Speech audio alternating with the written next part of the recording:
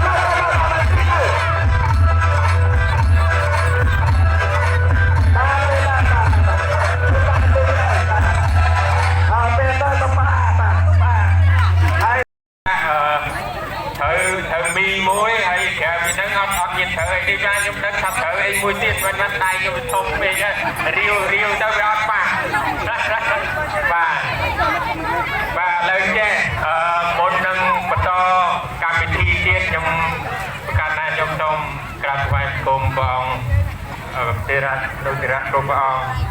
ដែលគង់នៅវត្តតាយើងនេះហើយ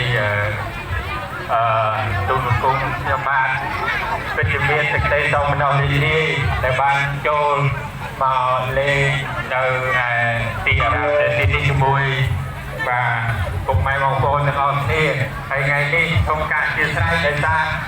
ខ្ញុំគណៈមានពេលវេលាតែមួយថ្ងៃហើយចឹងត្រូវដើរបាយឃុំតាយើងនេះជាឃុំដែលខ្ញុំចុះនៅទីនេះបាទកន្លងមកគេហៅថាមានប្រវត្តិផ្អែកលហែកជុំកត់ជាមួយគ្នាក៏មានសបាយក៏មានបាទតែថ្ងៃនេះយើងនិយាយពីសបាយបាទអញ្ចឹងសូមគោរពជូនពរឲ្យពុកម៉ែបងប្អូនទាំងអស់បាទសបាយក្នុងឱកាសបុណ្យចូលឆ្នាំប្រពៃណីជាតិរបស់យើងហើយសូមឲ្យកងកម្លាំងទាំងអស់នៅទីនេះកណា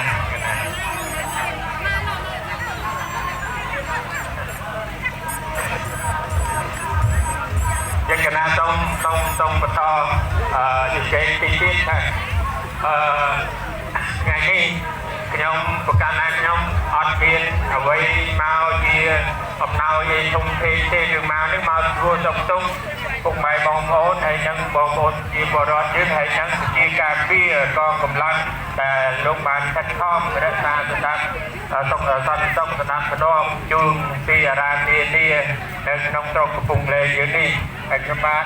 ខ្ញុំប្រកាសថាខ្ញុំសូមប្រកេតពរជូនព្រះអង្គសូមគោរពជូនពរពុកម៉ែបងប្អូនទាំងអស់គ្នាថាសូមឲ្យឆ្នាំថ្មីឆ្នាំបតានេះគឺជាឆ្នាំដែលយើងសប្បាយរីករាយដែលជាឆ្នាំយើងបានទទួលបានគេហៅសុខដុមរមនាទាំងអស់គ្នាព្រមទាំងប្រពុតពរទាំង5ប្រការ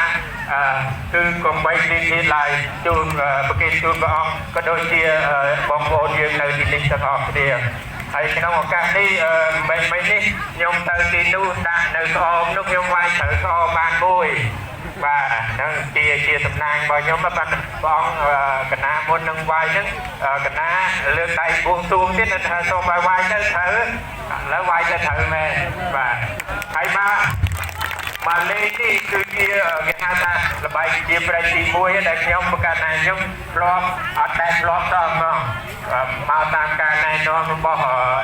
គណៈកម្មការរៀបចំបាញ់មិញក៏ចាប់ដើមលេងរត់ទៅលេងទៅដឹងមិនឯកណាដាក់ទៅត្រូវ2ប៉ុន្តែដោយសារដៃកណាធំពេកទៅរាវដាក់កាត់ដៃកណាបានទៅរាវលើខែទៅរាវចេះថាបើរាវនៅក្នុងរត់ទៅរាវទៅវារៀងទៅអញ្ចឹងកណាចាប់បានតែមីមួយប៉ុន្តែជួយណាស់កណានៅតែហេងនៅតែតំណាងចឹងអរគុណណាស់ហើយចឹង